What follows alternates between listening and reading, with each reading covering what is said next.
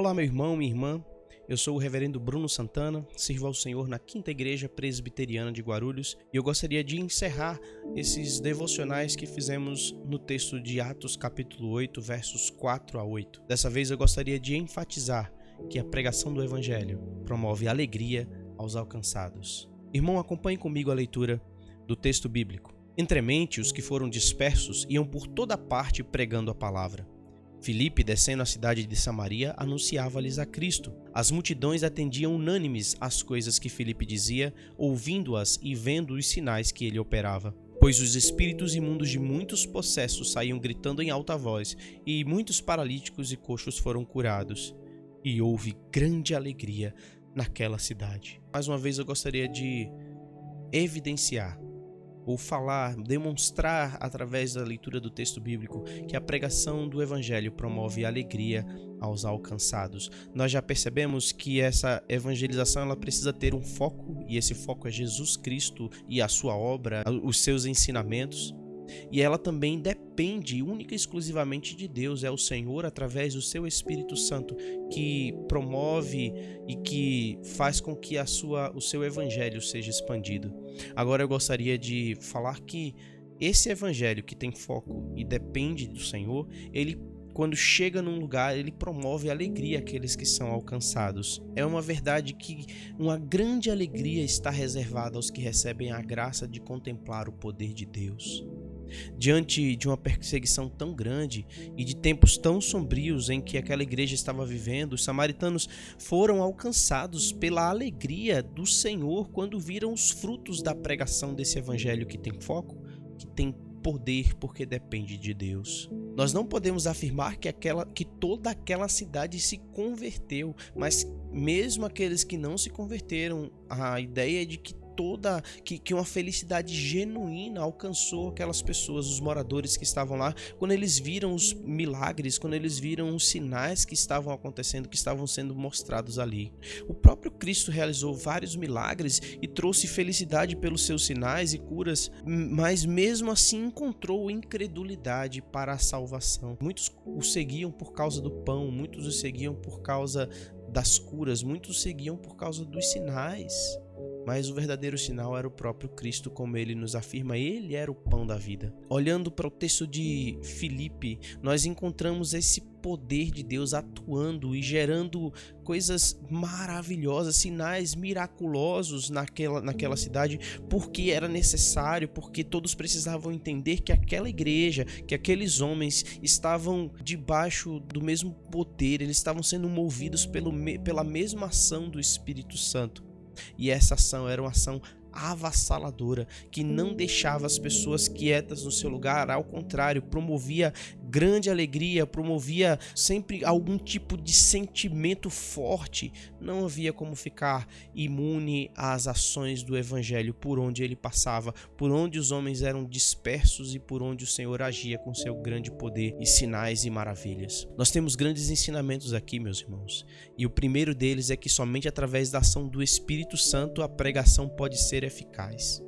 Não adiantam palavras bonitas, não adianta estudo, não adiantam estratégias, não adianta esforço se o Espírito Santo não falar ao coração de todo aquele que precisa ouvir, de todos aqueles que precisam receber a pregação e a ação do Evangelho. Por isso que nós podemos pregar ousadamente, confiando nas promessas de redenção e nesse galardão que o Senhor Deus nos dá. Outra coisa, meus irmãos, isso deve nos levar a uma postura de confiança, já que o Senhor usa da sua soberania e o nosso trabalho nunca vai ser vão, porque Ele vai salvar.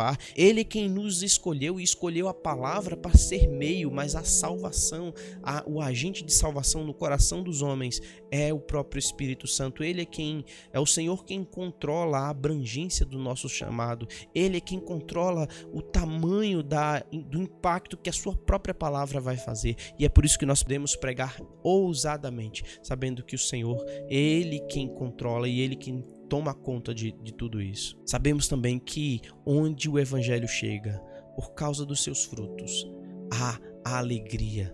Nós enxergamos isso em textos de um tempo que havia passado há pouco. Jesus ainda estava vivo nesse texto da mulher samaritana, lá em João capítulo 4. E essa mulher ela recebe uma compreensão maior a respeito de quem Deus é.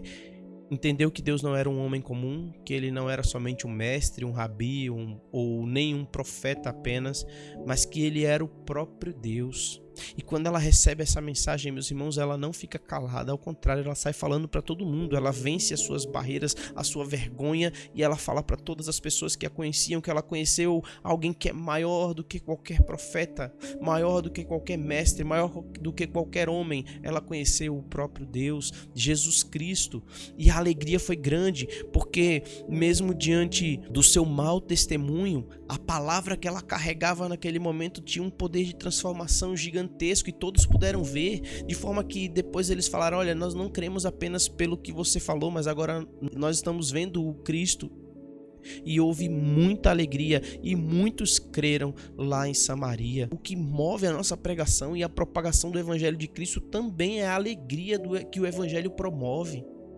Meus irmãos, até o ímpio e o inimigo de Deus reconhece o valor das consequências da evangelização de um Cristo ressurreto, de uma evangelização verdadeira. Os frutos de transformação de uma pessoa que estava perdida é uma evidência factual da ação poderosa de transformação do Evangelho. Os frutos de transformação de uma comunidade onde o Evangelho entra, do Evangelho da cruz, provoca temor nos inimigos, provoca espanto nos desavisados e promove alegria daqueles que são alcançados. Diante dessa verdade de que a pregação do Evangelho demanda foco e dependência e promove a alegria dos alcançados, nós devemos enfrentar de forma confiante as adversidades da vida e as adversidades contra a pregação do Evangelho. Nós devemos orar, meus irmãos, sabendo que todos esses impedimentos que se levantam contra nós, sejam doenças, sejam oposição dos amigos, oposição daqueles que se levantam para serem inimigos, oposição às vezes até do governo, todas essas coisas estão debaixo do Senhor, debaixo do seu governo, debaixo da autoridade dele. E se ele quiser nos usar para libertar, se ele quiser nos usar para trazer cura, se ele quiser nos usar com poder, ele vai nos usar, porque dele é a terra, porque dele é toda a história, dele são as pessoas. Nós somos do Senhor e nós podemos confiar no seu poder agindo em nós para a libertação daqueles que estão cativos em prisão. Não existe cativeiro maior, muito maior do que os demônios, muito maior do que a enfermidade. Não existe cativeiro maior do que os que estão escravizados pelo pecado, e nós devemos levar uma palavra de salvação, uma palavra de redenção, a palavra de Jesus Cristo. Não adiantavam ali somente os milagres, eles estavam vendo os milagres, mas eles ouviam a palavra do Senhor, eles ouviam aquilo que Filipe falava, ouviam de coração. E é isso que, meus irmãos, nós devemos fazer. Nós devemos pregar o Evangelho com ousadia, sabendo que o Senhor é responsável pelos resultados desse Evangelho. Deus nos abençoe. Clame ao Senhor por aqueles que são perdidos, por aqueles que estão afastados, por aqueles a quem você conhece e que são sua responsabilidade de levar. Clame ao Senhor por ousadia e fale com ousadia, sabendo que o Senhor, Deus Todo-Poderoso, é quem garante o resultado da nossa pregação. Deus abençoe.